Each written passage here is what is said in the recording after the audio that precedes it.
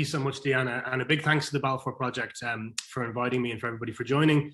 And thank you to Sir Vincent, to Matan, and to John as well. I spoke about this topic to a group of the Balfour Project fellows a few months ago. And I just encourage anybody, we're going to talk about civil society for quite a bit of this conversation. If you want to support young civil society leaders, the young student leaders are part of that group. Were phenomenal. I know the Balfour Project is currently fundraising to support that fellowship. So I would encourage anybody who can to try and support it. Some really talented young people from right across Europe, in fact, including quite a few from Northern Ireland. So I guess, to set things up, there's a cliche or a Mark Twain quote about history doesn't repeat itself, but it often rhymes. And there are a lot of rhymes and common rhythms between what happened in Northern Ireland and in Israel, Palestine, over the broad sweep of history. But, I'm going to try and speak for around 30 minutes today. So I'm not going to go down into the very deep roots that both conflicts have. We could have a much, much longer conversation about each individually. But for the purposes of this relatively short discussion and then a conversation over questions and answers, I kind of want to focus on the conflict resolution phase of really the latter part of the 20th century, and to try and see why two parallel peace processes, I know that phrase is quite discredited these days, taking place under US leadership at a similar time in global geopolitics ended up in very different places. And there's lots of reasons for that. And I'm not trying to say that my analysis is the overriding one, but I do think it's an important variable within it. And to sum it up, really, it's that the Good Friday Agreement itself came at the end of a deep, robust, incremental, highly engaged community and civil society driven process, with the political framework arriving as the conclusion to that. Whereas the Oslo process, one of its flaws, was that it seemed to arrive out of outer space with nobody expecting it, no community preparation, and it collapsed under many of its own contradictions, but also a lack of community support and common understanding of what it entailed amongst both Israelis and Palestinians. And if we look at some of those lessons, I think, about what worked and what didn't 30 years ago now at this point, it can perhaps help to inform some of the questions that need to be answered now in Israel-Palestine. We find ourselves at a really difficult juncture, I think, when the Oslo architecture itself is all but collapsed and it's not entirely clear what is going to replace it. I just want to, first of all, acknowledge a couple of biases. I mean, the first, and it's nice speaking to a largely British audience because you will recognize this immediately, is that I'm Irish. So I come at the Northern Irish conflict with some biases related to being an Irish Catholic who grew up in a nationalist household, but also came of age during the Good Friday Agreement and sort of the optimism and the transformation that happened just when I was really at my kind of opinion formation age politically in the sort of late 1990s. And the second is that for the last 12 years, I've been working quite narrowly with Israeli-Palestinian peace builders and civil society. So, I come at the Israeli-Palestinian conflict with a civil society-centric analysis. And I think maybe it's important just quickly to explain further to Deanna's introduction who all met bar and what we do. So I'm the executive director of the Alliance for Middle East Peace. And as Deanna said, we're the largest and fastest growing network of peace builders working amongst Israelis and Palestinians. And we work with over 150 civil society organizations in the region, many of whom I think have echoes with some of the civil society groups in Northern Ireland, almost none of whom have received the sort of funding or centrality that was the case in Northern Ireland in the 1990s, which is why we try and increase that cooperation on the ground amongst our members, but also to advocate to governments around the world for far greater investment in this work. And one of the things we look at as a case study is what was done in Northern Ireland via the creation of something called the International Fund for Ireland in 1986, which directly invested and leveraged over $2.4 billion for the sort of programs that we'll be speaking about in this discussion. It's over $40 per person per year for over 20 years. In Israel-Palestine, it's around $2 per person per year. And it was only really started spending at that level after the assassination of Yitzhak Rabin, and arguably after the peace process we'll be discussing was all but dead. So with those biases aside, I want to also chat just very briefly about the moment that conflict resolution took place in the 90s. I don't know the age profile of everybody who's on this call.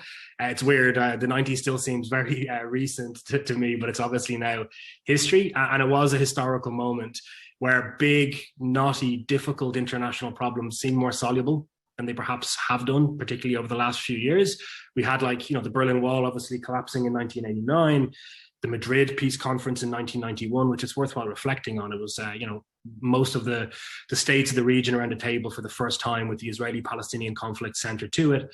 The election of Yitzhak Rabin and the Labour Party and the most left-wing government in Israel's history in 1992, the Oslo Agreement in 1993, the end of apartheid in 1994, the election of Labour after a long period of Tory rule in 1997, and then, of course, the Good Friday Agreement in 1998. So it did seem that there was lots of bad things in the 90s too, but it did seem an era when these sort of irresolvable conflicts could be grappled with, could be resolved, and also when civil society and activism could play a central role. Although it's interesting because that was not the catalyst or the central frame with regards to the Oslo process. And I'd argue that's one of the reasons, only one, why it collapsed in the way that it did.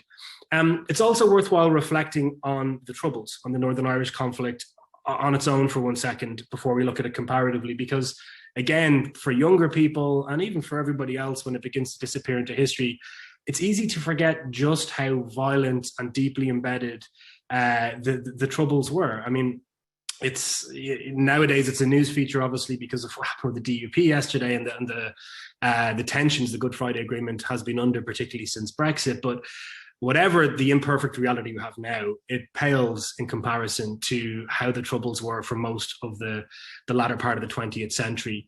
It was one of the most violent sectarian conflicts on earth. Over the course of the Troubles, which, we're talking about sort of the late 1960s through to the end of the 1990s, you had over 36,000 shootings, 16,000 bombings, 30,000 political prisoners, and around 4,000 fatalities.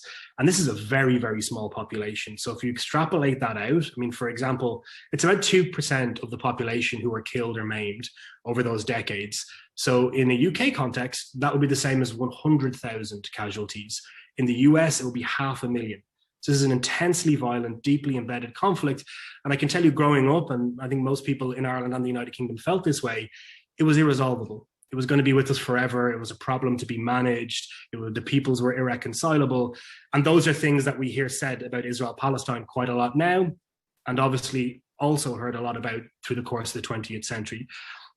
Because of the brevity of the talk, I'm not going to get into the very deep roots, as I mentioned, for both sides, but I'm willing to, happy to have a conversation about that during the questions and answers part.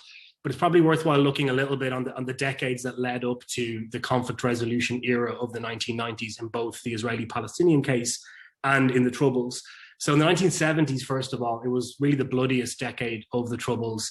It's when the army were deployed in Northern Ireland. So we had the British regular army deployed in urban environments in the United Kingdom. And again, that in itself is an extraordinary event.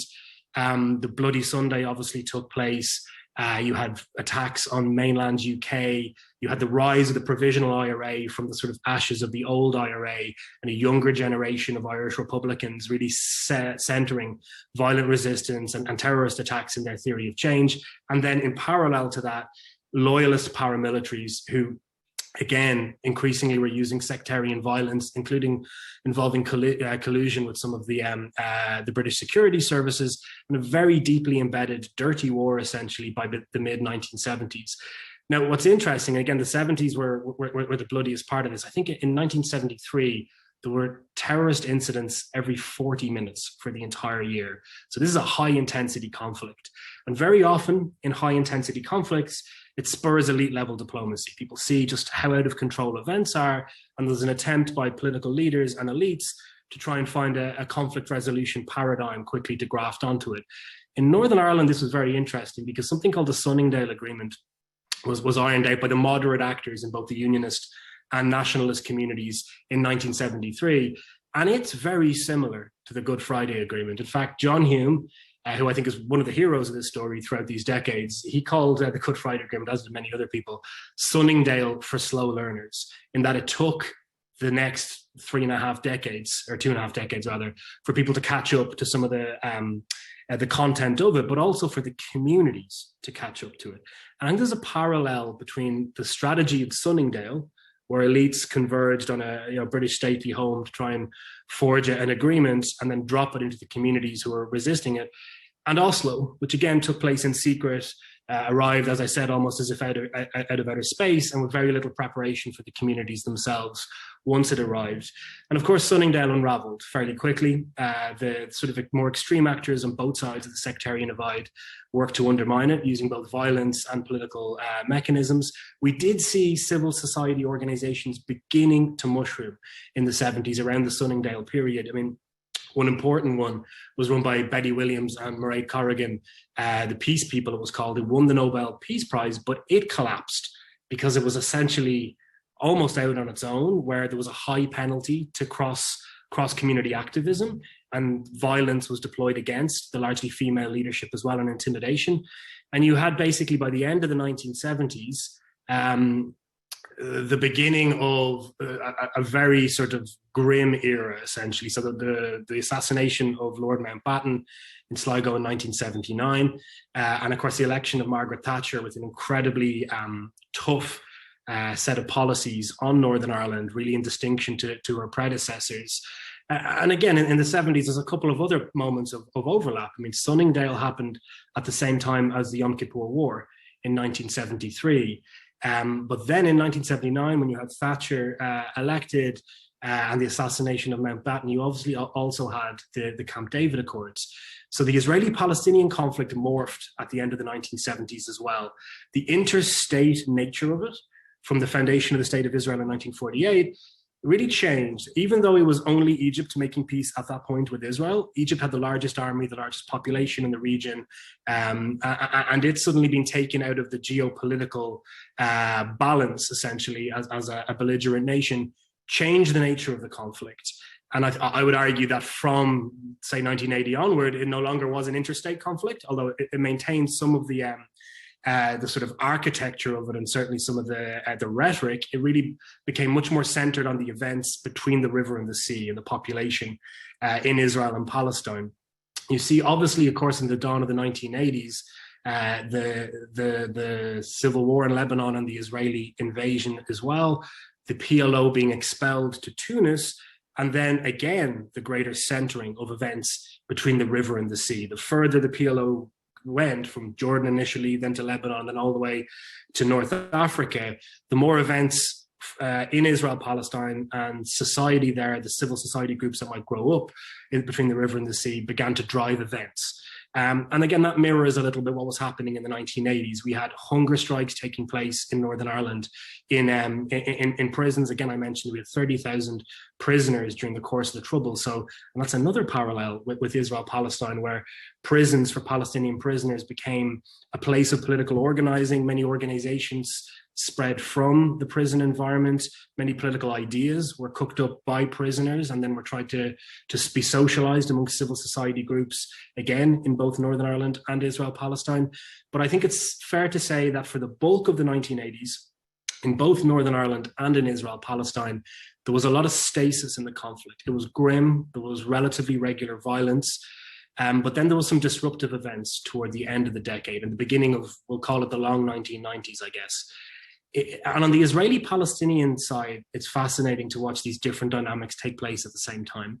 So first of all, there was, in 1986 or 87 actually, the London Agreement, where you had, you know, maybe the last gasp of this old interstate analysis of Israel-Palestine, where King Hussein came to London in secret for negotiations with Shimon Peres, who was the foreign minister then in the unity government that Israel had. And they essentially brokered a deal whereby Jordan would be the sovereign over much of the West Bank and have a special role in East Jerusalem.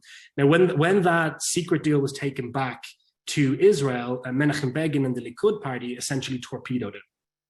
However, 9 months later, Hussein himself not only disowned the London Agreement, but essentially withdrew any territorial claim or any claim to be acting on the part of at least West Bank Palestinians. Again, 9 months after the London Agreement. The big variable that took place in those 9 months was the First Intifada in the latter part of 1987.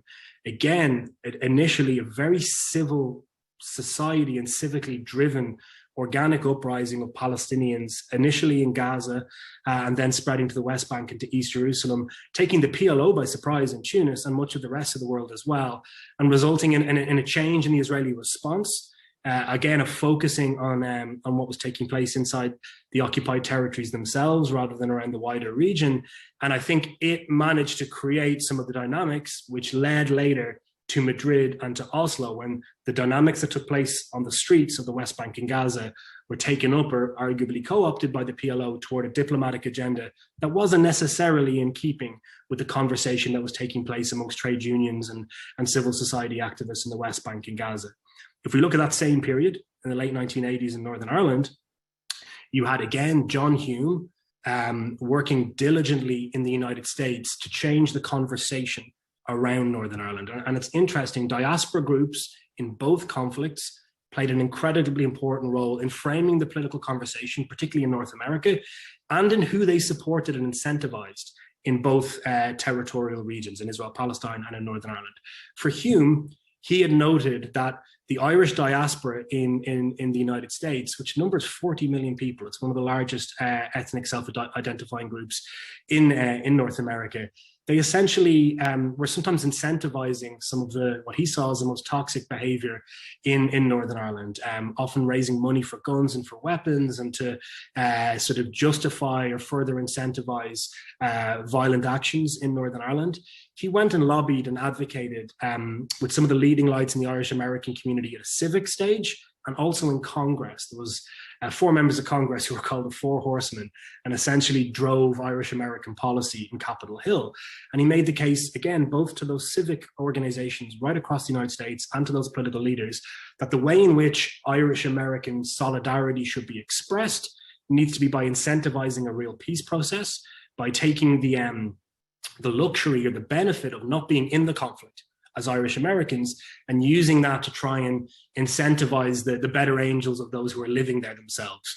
And he made the case for a big disruptive instrument, a fund that could help to support civil society organizations in Northern Ireland to try and prevent the collapse that we saw of Mairead Corrigan and Betty Williams' group in the 70s, the Peace People, by creating a larger infrastructure and network and connecting it both to the Irish diaspora in the United States, but also directly to US capital support. So as the Anglo-Irish agreement was coming together, which was very, very much an interim agreement between Ireland and the United Kingdom, John Hume was getting Ronald Reagan to begin to speak out about the conflict. It's also worthwhile noting that Carter was the first president really to address the troubles in Northern Ireland because it had been wrapped up in the Cold War great power politics. This is another echo where Israel-Palestine is often used as a vehicle for larger geopolitical conflicts. The same was true in the Cold War era for Northern Ireland, but that began to morph and change towards the late 1980s as the Cold War was coming to a close, now we know retrospectively, and Reagan began to identify a little bit more with the Irish American community, recognizing some of the political upsides, and helped to create the International Fund for Ireland. Interestingly, President Biden, who was a member of the Senate at the time, a member of the Senate Foreign Relations Committee, is one of the few politicians still around who helped to bring the International Fund for Ireland into being. As I mentioned, it created, and leveraged over $2.4 billion of investment in those sort of programs over the next 25 years or so. And what's interesting then is as we move into the 1990s, if you would ask somebody in 1991, let's say, as the Madrid conference came together, which of these two conflicts is likely to be resolved, I'd argue most people would have said Israel-Palestine, even if they didn't think it was likely. They probably thought it was more likely than Northern Ireland was. As we had Madrid taking place, at pretty much the same time, there was mortar attacks on 10 Downing Street by the IRA. In the late 1980s, we had the Brighton bombing, the attack on the Tory party conference in, the early 1980s, 1984. And actually, just as a quick aside, as how civil society often works in strange ways, one of the people who lost their lives tragically in that attack was a Tory MP named Anthony Berry. His daughter, Jo Berry, set up a civil society conflict resolution group, which has done some work in Israel-Palestine as well, with Pat McGee, who was the IRA member who had planted the bomb in the Brighton Hotel. And this shows you then how the power of trauma, loss, and also former competence can be fused together in advocacy and political action in order to try and end the conflict. And that also has some echoes in some of the organizations and groups that are active in Israel-Palestine.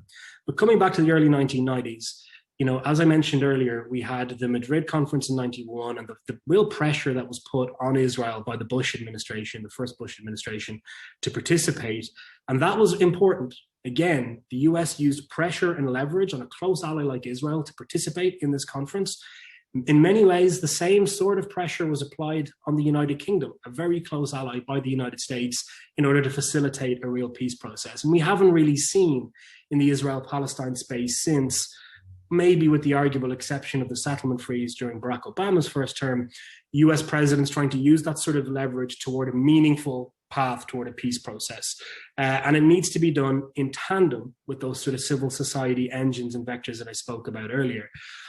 Now, it's worthwhile pausing on the bizarre moment in 1993 when the Oslo Accords appear and reflecting on what preceded it. So before September 1993, it was illegal for Israelis to meet members of the PLO. The Palestinian national flag was banned inside Israel.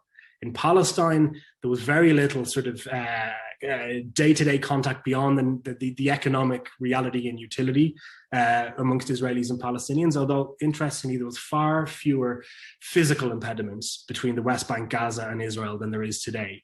But both populations essentially were, and particularly their political leaderships, were estranged. Out of nowhere, Oslo seemingly appeared. And it was a civil society initiative to begin with. So Ron Pundak and Yair Hirschfeld were two Israeli academics. A Norwegian think tank provided the good offices and the structure for it. And, in Oslo, over a period of months, they grappled through the various different issues germane to the peace process. It's also worthwhile mentioning that the PLO was at a historically weak position at this time. And some of that, I think, is probably reflected in some of what's in Oslo and also what's not in the Oslo Accords. Now, if we sort of zoom out for a second and look at Northern Ireland at the same time, there was no elite level diplomacy taking place. There was some back channel talks taking place. But what did happen in 1992 running into 1993 were the investments that the Fund for Ireland and Diaspora groups like Chuck Feeney in North America, the groups they were investing in, multi-million-dollar investments, were beginning to flower. They were beginning to come of age. They were working together. Something called Initiative 92 was launched, which was a citizens forum, cross-community of Northern Irish Catholics and Protestants, trying to have open conversations and consultations about what some sort of conflict resolution framework might look like, which was really innovative and brave for the time. It was opposed by most of the political parties. Again, violent intimidation was visited on many of the leaders. And again, in another bit of history rhyming, if not repeating, the Norwegians were involved in creating something called the Oppdal Commission, where in 1993, only a few months before the Oslo Accords appeared, the framework that the Initiative 92 group had put together was taken by this commission, and a grassroots consultation process was set up. So they consulted with over 3,000 civil society organizations. Again, you're seeing these mushrooming of groups thanks to the investment that had started 7 years earlier. And they began to run events all over Northern Ireland, asking communities what they wanted, bringing together in a fairly radical way Catholics and Protestants in the same room talking about their future. That seems normal now in Northern Ireland, but it was really brave and difficult to pull off in the early 1990s. Now, if you were looking at Oslo as it emerged and this sort of, civil society initiative in Northern Ireland at exactly the same time, most of the newspaper reportage put an awful lot of more focus, for understandable reasons, on Oslo. And people really did have a sense, almost fatalistically, that the conflict in the Middle East was coming to an end. But so little of the preparation necessary for that to be the case had been done. Suddenly the PLO, who Israelis had been conditioned to believe were the devil incarnate over the previous decades due to waves of terror attacks and Yasser Arafat being seen essentially as Israel's number one enemy, they were being asked to entrust their security to the PLO. That's a huge leap to suddenly have in the space of days, never mind months or years. And on the Palestinian side, undergoing military occupation in the West Bank and Gaza, suddenly to be conditioned to think that that same occupying military was going to be a security partner for your own forces. And even then, in a micro sense, the PLO, having been in Tunis and having been away from the region for most of them since 1948, for many since 1967, for them to return suddenly, initially to Gaza and to Jericho, and to build up the institutions of statehood from scratch, These were big, heavy lifts without civic buy-in and engagement beforehand.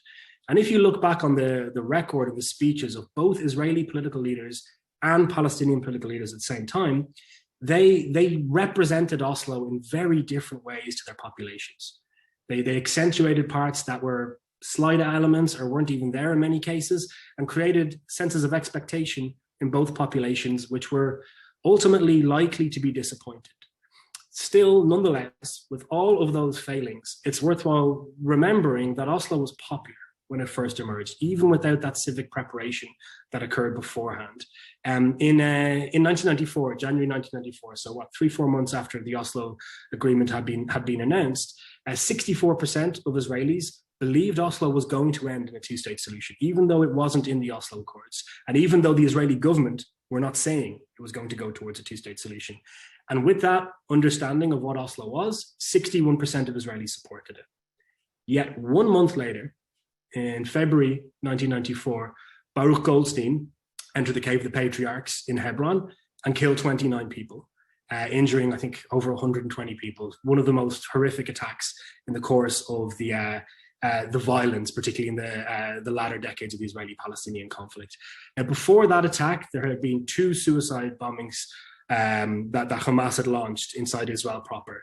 There was now 6 over the course of the next 11 months. It was a huge wave of violence within a year of the Oslo Accords being agreed.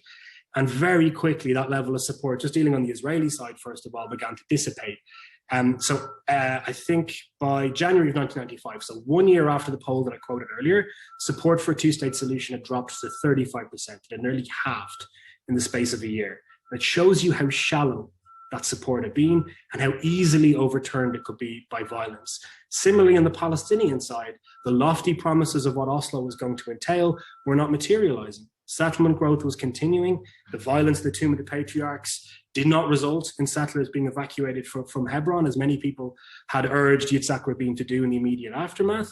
And the growth of Hamas and political Islam at the same time, standing against the Oslo Accords, making the case that the Palestinians had been tricked or been fooled, began to gather pace. And it's also worthwhile pausing here for a second and looking at these opposite theories of change. So on the elite side, it was all cooked up in elite conferences, policy papers put together with very little civic buy-in. On the grassroots side, like when you look at in Israel-Palestine, who was taking that more civil society, incremental, community-driven approach? It was Hamas on one side. It's widely known their sort of network of clinics and hospitals and schools rooted into communities was contrasted to a PLO that was often dismissed as being very aloof and very elite. And on the Israeli side, it was a settler movement who, were desperately unpopular for a period in the 1990s, yet we're working diligently every day to create local institutions, to be able to create facts on the ground, that cliche again, and build an inevitability that Oslo was going to collapse, when the elite consensus at the time was that a two-state solution was inevitable. Yet they worked incrementally in a real way, whilst elites were doing something that was very, very much removed from where ordinary populations were. And then in that second half of the 1990s into the early part of the last decade, we obviously saw the complete collapse of the architecture of the Oslo Accord. So again, those suicide bombing waves that we spoke about, very soon after the massacre in the Tomb of the Patriarchs, we had the Dizengoff attack in October 1994, over 20 people killed, the Beit Lid attack in January 1995, support for Rabin began to ebb away. And again, there's an interesting note here in Israel-Palestine that's contrary for Northern Ireland. Rabin and his government, they did a lot of things right. They made a lot of mistakes also. One of the mistakes I would argue that they made was that they kept themselves at arm's length from the peace camp, the civil society that had been demanding for peace for the Palestinians. They were afraid that exposure to those groups or seen as being allies of them would delegitimize them in the eyes of more nationalist voters. There's an excellent book, by the way, came out last year called by Sami Cohen that analyzes the Israeli peace camp. And it's really remarkable to see often how rude the Israeli labor leaders were to the leaders of these groups. And it's worthwhile remembering that Peace Now had brought 400,000 people out on the streets following the Sabra and Shatila massacres in the 1980s. That's 10% at the time, I think, of the Israeli Jewish population. They had a convening power that would have been able to to be used by the Rabin administration if it had been harnessed. But again, there was that fear to do so. And, you know, in a very sad, sort of poignant note, the moment that Rabin finally embraced the peace camp was on stage at Rabin Square when he was assassinated in November 1995, and when I think the Oslo process really retrospectively can be seen to have collapsed. So kind of fast forwarding slightly, because I can see the clock, we're into 1998 when Benjamin Netanyahu, first of all, had won the prime ministerial election in 1996 after inciting against the Oslo Accords and against President Rabin, and building again a civil society ecosystem of organizations which have only grown more powerful since, very, very well funded, very, very disciplined in the tactics and the strategy that they deploy, and focused upon taking apart the Oslo Accords and making a two-state solution unviable. And that sort of marriage from the elite political level down to those civic actors, I think has some lessons for the left to learn. When the political elite is very aloof from civil society, it ends up alone when it becomes under attack. And I think, again, looking at the counterpoint, the Wye River Accords were agreed in 1998. Bibi flew back from DC. They were never really implemented at all. There was meant to be withdrawal from Hebron and from other parts of the West Bank. Happens at almost exactly the same time as the Good Friday Agreement is agreed in Northern Ireland. And you can see the civil society that had been invested in from the late 1980s pushing political leaders to take risks they didn't want to take. Jonathan Powell, Tony Blair's chief negotiator, said that the International Fund for Ireland was the great unsung hero of the Good Friday Agreement. George Mitchell, who was the special envoy to both Northern Ireland and later to Israel-Palestine, said that he would have hesitated to take the job from Bill Clinton without the capacity that had been built earlier, before the 1990s, that civic capacity. Politicians everywhere are cynical. They respond to political incentives. If you don't have a robust, dynamic civil society pushing them to take risks and chances for peace, they simply won't. And the more extreme actors will be able to monopolize the political conversation. But by 1998, that worm had turned. And we saw the Good Friday Agreement coming about. And what's fascinating is that the architecture of the agreement itself is around something called parity of esteem, and around placing the nationalist narrative and the unionist one and the rights to it, to so many cultural, linguistic, and political elements that flow from it, on an equal pegging. It sounds very milquetoast and vanilla now. It was radical at the time, and the idea came directly from the Initiative 1992 and the Upshall Commission in 1993. So you can see a through line from those civil society organizations through to the ideas that politicians then co-opted and made their own. More than that, after the Good Friday Agreement was agreed in Easter 1998, there had to be a referendum to ratify it. But the politicians were too afraid to lead the referendum. Many of them endorsed, and their parties did the Good Friday Agreement. To be out knocking on doors in difficult communities, advocating for peace and compromise, was uncomfortable for many of those sectarian actors. Who led the referendum? Civil society organizations. These groups across Northern Ireland were the ones out campaigning, knocking on doors, holding town hall meetings, and ensuring that 71% of the electorate in Northern Ireland endorsed the Good Friday Agreement. And on a final note, and again, there's some similarities here to the Goldstein massacre in 1994, the single worst terrorist attack of the entire Troubles took place after the Good Friday Agreement. Only 13 weeks, I think, after the Good Friday Agreement in Omagh, the Omagh bombing by the real IRA, sort of splinter faction of the IRA. And it was devastating. The same number of fatalities, actually, as the massacre in the Tomb of the Patriarchs, with 29 people killed and again, hundreds injured. What was interesting, however, is that how that violence, when it was deployed in Israel-Palestine, derailed the peace process and incentivized political leaders to retreat to their corners. The exact opposite happened in Northern Ireland, where civil society in a cross-community way came out in revulsion against this violence. The sectarian leadership, including the DUP and Sinn Féin, came out very clearly in opposition to it. Sinn Féin, some of the most condemnatory language I think I've ever seen them use against Republican violence was against the Omagh bombers. And you saw something cohere there in that immediate aftermath that I think has stayed ever since. And I don't want to romanticize or sort of utopianize the situation in Northern Ireland. It's really difficult, and conflict resolution remains difficult. It's something you've got to get up and do every day. It's not a destination that you arrive at.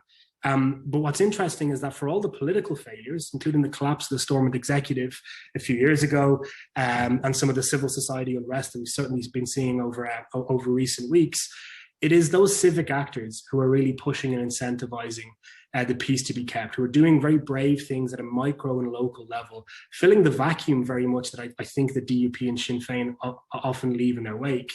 And those organizations and entities that were seeded from the International Fund for Ireland in the 1980s are now also helping to form political parties. I mean, just this week, we've seen Arlene Foster resign as the leader of the DUP. And it's interesting, the DUP's vote is beginning to be hemorrhaged. And it's not going to the UUP or other sort of distinctly unionist-aligned parties. The party that is probably most resurgent at the moment is the Alliance Party, which is a joint cross-community political party, many of whom's leaders are alumni of the programs that were seeded by the International Fund in Ireland, who found their political voice. Many of the leaders are in their 30s and early 40s in these sort of programs.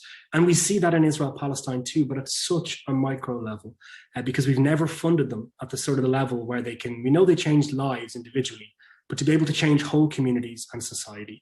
And it's worthwhile just finalizing things here before we open up for questions on where we are in Israel-Palestine right now. So it's a real dead end if we're looking at it from an Oslo perspective. We have 90% of Palestinians who think it's impossible to trust Israeli Jews, 79% of Israeli Jews who think it's impossible to trust Palestinians. And as long as that's true, it doesn't really matter who the prime ministers and presidents are in either society. And under the surface, the youth attitudes are causing the greatest crisis. And we saw this very viscerally last week in the racist violence in Jerusalem, with sort of Kahanists and the Jewish far right marching through the old city, chanting death to Arabs, or the TikTok attacks taking place amongst Palestinian and Arab, again, very, very young people against visibly religious Israeli Jews. We are seeing a generation of Israelis and Palestinians who don't remember those, in retrospect, quote unquote, good days in the 1990s. They only remember the regime of separation that's come about since the Second Intifada, the repeated incidents of war with Gaza. I mean, just imagine the average age in Gaza is 16. So for the average Gazan, all they know is living behind a wall and having wars every few years, never having met an Israeli to talk about how they might have a more just or inclusive future. And the same is also true for many Israeli Jews. Again, the average age in Israel is 29, but most Israelis have never had a conversation with a Palestinian about how they might share the land together in a just and equitable way. And these sort of programs and initiatives, they don't end the conflict on their own. They cannot achieve peace, but they can create at scale those sort of inclusive conversations. And I think, and I'll finalize on this point, for somebody, I ran an organization for a long time that campaigned for a two-state solution. I think everybody looking around now needs to be honest and say that partition looks less likely every day. And for some that's tragic, and for others it's a good thing, but it looks less viable because of the spread of settlements, because of the lack of support, particularly amongst young people, for that destination. And it looks increasingly likely that whatever political framework Israelis and Palestinians have, be it two states, a confederation, or a single state, it's going to be not separation, but proximity. Israelis and Palestinians, Jews and Arabs are going to have to find a way to live together in a very similar way to Northern Irish Protestants and Catholics have to learn the daily behavior of tolerance and being able to compromise over symbols and political norms in order to make their reality manageable and just. And I think these programs in civil society in general terms can help to create the foundations and the architecture for that to happen, but they can also create the leaders themselves. We're only socializing leaders now in both societies who know nothing of each other, nothing. They speak in cliches. You listen to a speech in the Knesset about Palestinians, and it's really clear very often that the people giving the speech have never sat down and had a conversation with Palestinians. And the same is often true for some of the speeches that you'll hear from politicians in the West Bank and Gaza. We have generation now who have grown up in this regime of separation, and it's been at the behest or the allowance of the international community. Now, the United States had the foresight to be able to act in a much more judicious and long-sighted way in Northern Ireland and create those investments that could bear fruit and be able to create the foundations for peace. It's important now, and I really wish it had happened 30 years ago, so we're enjoying those fruits, to do the same in Israel-Palestine, to give that younger generation, number one, the tools to resist the dehumanization, the racism and the extremism that's growing, but number two, to create those institutions that can answer the questions that the previous generation have so failed to do. And I think it's the least the international community owes to Israelis and Palestinians after the lofty promises of the 1990s and beyond. And that's why we at AllMep are very, very proud to have helped to advocate for an international fund for Israeli-Palestinian peace, again, inspired by that International Fund for Ireland, and to have seen legislation enacted in the US Congress at the end of last year promising $250 million towards these sort of programs. We're now working with the governments of the United Kingdom, the European Union, and further afield to create a genuinely multinational framework, pooling not just resources, but also legitimacy. Because the truth is the United States is not seen as a legitimate actor by very many Palestinians after recent years. But I speak as a European, the same is true for the European Union for many Israeli Jews. So the only way the two main funders in this space can work cohesively on both sides of the Green Line is by pooling those resources and allowing and unlocking incredibly ambitious multi-million-dollar projects that can allow participation in these programs and the creation of these institutions to be a rite of passage for Israelis and Palestinians rather than a very rare privilege. Again, on its own, it will not create the conflict, or end the conflict rather, but it can create a petri dish and the foundations that can allow that next generation to begin to figure out answers to those questions. I know I've covered an awful lot. Again, it's difficult to go deep in any of those individual issues that I mentioned in such a short amount of time, but I hope for the rest of the conversation that we have, we can maybe go narrowly on any issues that people have any questions on. So thank you again. Thanks for that, John. That was really, really interesting. Some really interesting points up there. And as you say, we're going to take some questions now. And but first, I just want to point out some of the attendees. We've had over 200 people listening in live, and the recording and the transcript. The recording will go up on the website hopefully by tonight, and the transcript will go up probably sometime next week. And so please do, if you miss any parts or if you want to share it, please do share it. We've got some lovely attendees. We've got Andy Slaughter joining us today. Hi, Andy. Jenny Tong, Lily Gartree. Hi, Lily. Michael Dan, all the way from Canada. We've got representatives from St. John Eye Hospital, Nina Zamaya. We've got Sarah Apps, who you may know from Open Bethlehem and Travel to Palestine, and her husband, Martin Lyndon, who's Labour MP. And we've got Sui Eng, founder of MAP. So hi, Sui. It's always a pleasure to have you. And Wayne David, who's an MP, who will be one of our panelists at our conference. So that's just a little sample of some of the amazing people we've got tuning in. We've had loads of interesting comments, loads of questions. So I'm going to give you a few of them. I've tried to pick one question on each theme because we don't have much time and we've had loads of interesting questions. So we've got quite a lot of questions about one from Magan Singodia, one of the Balfour Project trustees. Why is there such a clear division in Irish people's support in Northern Ireland about Israel-Palestine, the Israel-Palestine conflict? I have to admit, I went to Belfast and I remember turning around a corner and walking into an estate where half of the people had Israeli flags outside and half the people had Palestinian flags, and being quite confused and thinking I got lost. And I was traveling with my Israeli friends, and I remember when we took the political black taxi tour, the driver was very confused to be driving a Palestinian and an Israeli together. And then I remember having to pretend to be impressed by the wall when he showed it to us, because we were both like, oh, is that it? Is that it? Is that your wall? But yeah, so why is there that affiliation or that connection? It's a really good question. I mean, some of it goes back to the era that I spoke about around sort of the anti-colonial struggles and the sort of the new left from the 60s onwards, and the sort of I guess crossover between the Republican narrative in Northern Ireland, the PLO, FARC. There was a few different groups that were sort of on that kind of Marxist radical left aspect, but I think that only really makes sense for the elites in communities. I think for a more general perspective, there is a sense of affinity with the underdog. I think it's true in Ireland in general, and then in the Republican community and the nationalist community in Northern Ireland, we're seeing sort of a crossover where, there is a sense that in Northern Ireland, there was plantations and settlements that took place where land that was perceived by Irish nationalists to be Irish land was taken by people they perceived to be foreign invaders. Now, the difference is this all happened centuries ago, and the people living in the area today are both, nationals of the same area with both the same rights and entitlement to the land. So part of it is there. On the unionist side as well, there is sometimes an affinity with the hardest edge of the settler movement and the Israeli right, and some of it sometimes comes up in the most bizarre ways. There's actually a weird Orange Order Lodge in Northern Ireland where there's members who think they're a lost tribe of Israel. I've heard some of them speak Hebrew in really bad Northern Irish accent, and it's sometimes it's adopting the close of another conflict when your own sort of is moving towards resolution, and it can sometimes be that your identity is sort of dependent upon the need for conflict. Now, in saying that, I don't want to be judgmental on both sides because there are lots of reasons for affinity.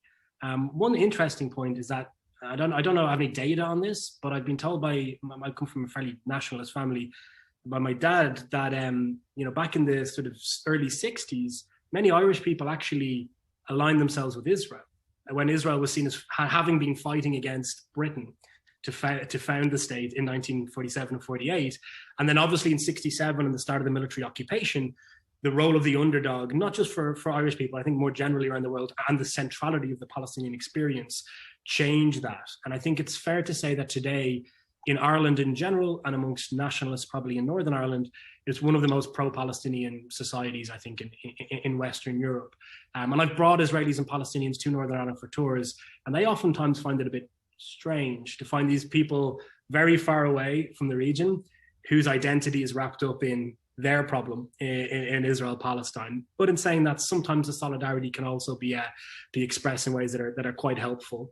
And there have been incidences of Sinn Féin politicians that I'm aware of playing quite an important role on some internal Palestinian issues around division between Hamas and Fatah, and being seen as sort of a trusted intermediary for some of the diplomatic initiatives that the Palestinians have tried to put together in the last 2 decades.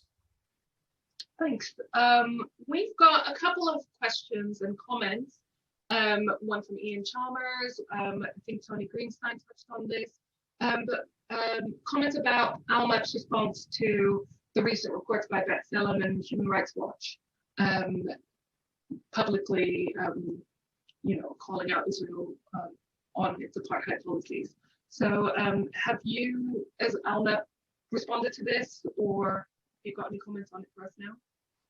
No, I mean, Almap, we don't tend to respond to those sort of things. We're a network, first of all, of over 150 NGOs. We try and reflect our sort of network's interest, views, and consensus where it agrees. I mean, the exception to that will be the annexation crisis of last year and the Trump initiative, which we took quite a strong stand against because it's obviously contrary to so many of, contrary to what our members stand for, which is Israeli-Palestinian equality and joint political activism. And those initiatives went over the heads of Palestinians and didn't involve Palestinian agency at all. When it comes to calling the balls and strikes of, different human rights reports and things, it's simply not our role.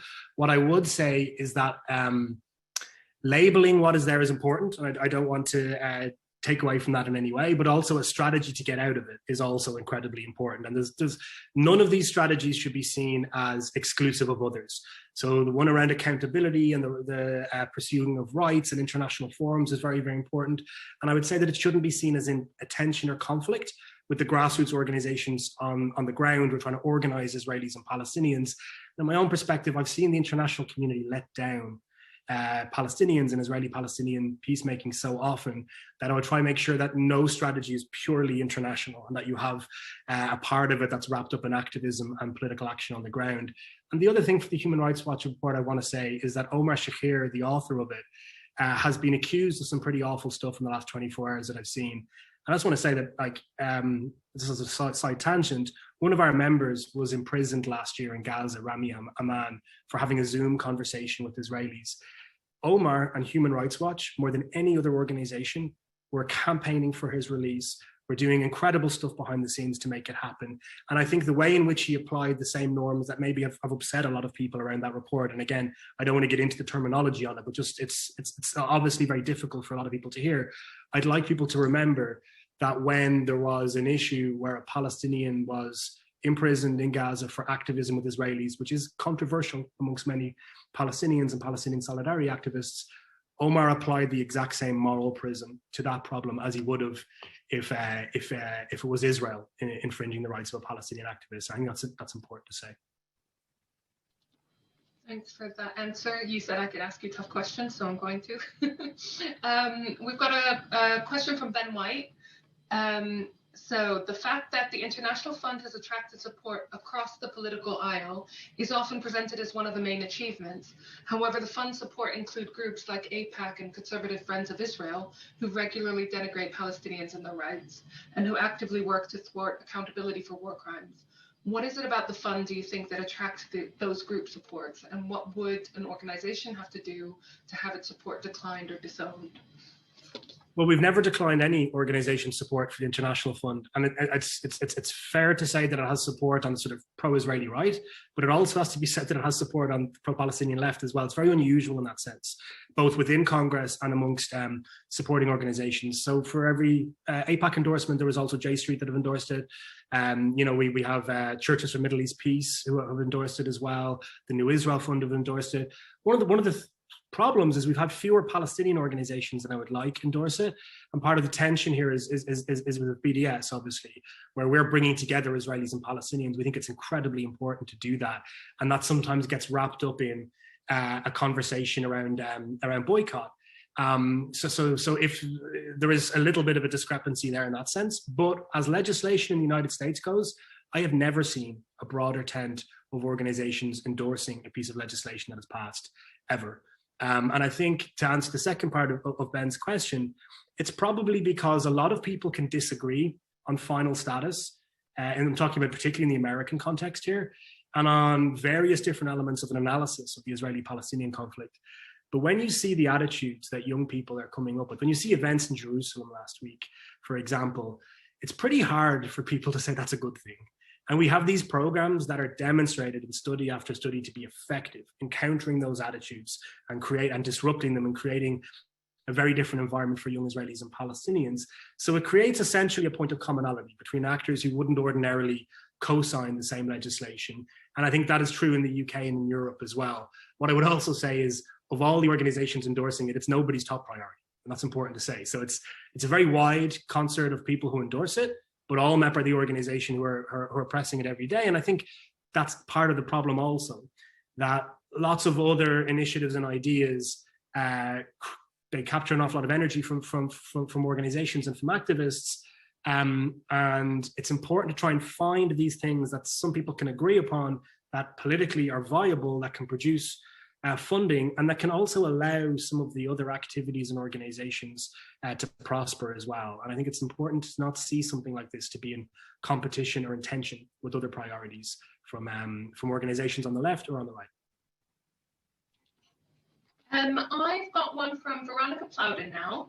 Do you think one of the reasons for the difference in outcome was the US started in Northern Ireland basically understanding and supporting the less powerful party, i.e. the nationalists, while in Israel and Palestine, they were and are heavily biased towards the occupiers, Israel? So I think the US's position as a mediator in Northern Ireland was far better than it was in Israel, Palestine. Part of that is, again, Khaled Elgindy, by the way, you wrote an excellent book a couple of years ago about an analysis of US policy on Israel, Palestine. And again, in conflict resolution theory, the role of the mediator is to try and strengthen the hand of the weaker party in order to create something closer to parity in negotiations, because just in a cold scientific perspective, it's more likely to result in agreement. And the United States, I think it's not a controversial thing to say that it has never really performed that role in the Israeli-Palestinian sphere. And it's one of the big differences, I have to say, in how they intervened in Northern Ireland versus Israel-Palestine. And I'd also make a point that some of this is around diaspora activism as well, which is changing, right? So remember what I said about what John Hume led in the 1980s in Ireland, where how you self-identified as an Irish American changed from being supporting weapons to being supporting peace groups. I think you're seeing within the Jewish American diaspora maybe a change in how pro-Israeli activism or how your Jewish identity relates to things that you are prioritizing politically. That is in transition and changing as well. And it's worthwhile noting, I should have mentioned it earlier, in the mid-1990s, when Rabin and Yossi Beilin were in power, AIPAC were pushing for the Jerusalem, I forget the name of the law, but a law that recognized Jerusalem as the capital of Israel, which is what the Trump administration used a few years ago to ratify it. And Beilin and Rabin asked AIPAC not to endorse it, yet AIPAC did it. So there's sometimes diaspora communities can actually be so far out away from what the governments they're supposed to be in solidarity with are pushing for. And I hope some of that can be rebalanced. It's a continuum, right? It's constantly changing, and what people are doing, what they're asking their politicians to do on a daily basis, that really, really matters. And I think the lesson in Northern Ireland is that whilst the United States intervened in a more sort of even-handed way, it wouldn't have intervened at all if not for Irish Americans demanding it. And I think the same can be possible for a US role in Israel-Palestine if organized groups of diaspora communities, Palestinians, Jews together, like everybody, if this becomes a call to action for an administration, as President Obama said when he was being chastised in his first term for not doing enough on this issue, he said, I can't hear you.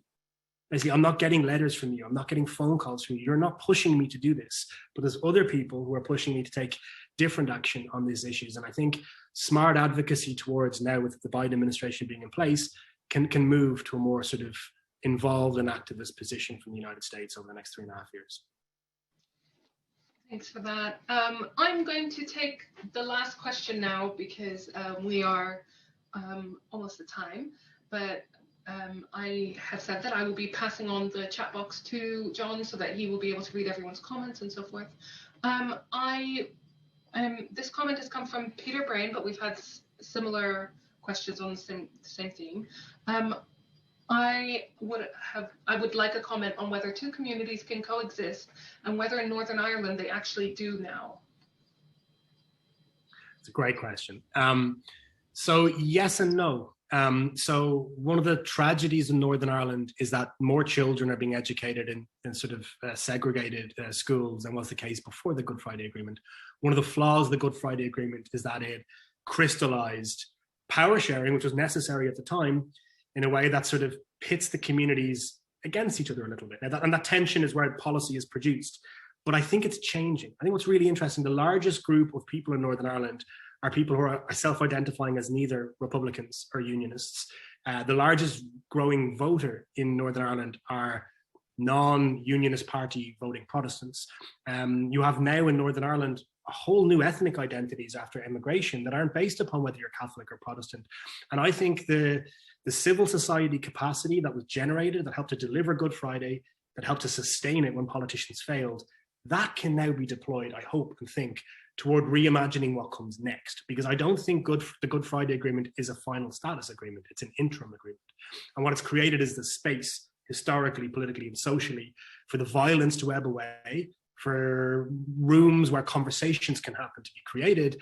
And then I think the next chapter of how all citizens in Northern Ireland, regardless of their ethnicity or religion, can share the land in equality can actually happen. And ideas can be generated without immediate pushback. And that we have to get through the challenges that Brexit has created, which I would not want to diminish in any way. But I still think that muscle, that resolve, that's going to be Northern Ireland's biggest asset in the coming years. And I remain optimistic about those questions being resolved. Good. It's nice to end on an optimistic note, isn't it? John, thank you so much for joining us. I want to thank you on behalf of everyone that's attended. I also want to thank everyone that attended for attending. As I mentioned, we've got loads of really, really interesting events coming up, so please do check out the website. Please do sign up to the mailing list if you haven't already and you want to be kept up to date. So John, again, thank you so much, and we hope to be seeing you soon. Thanks so much, Diana, and thank you everybody for joining.